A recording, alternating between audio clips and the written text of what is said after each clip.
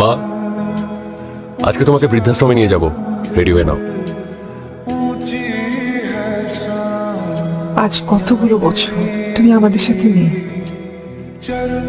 মা, তুমি আমাকে ছেড়ে কোথাও যাবে না তো?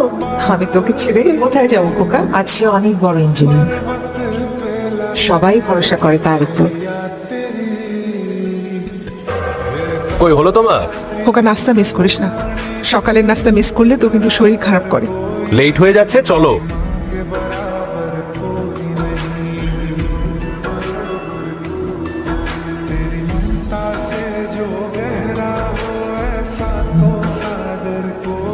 বাবার স্বপ্ন ছিল অসহায় মানুষের মজবুত ছাদ বানানো।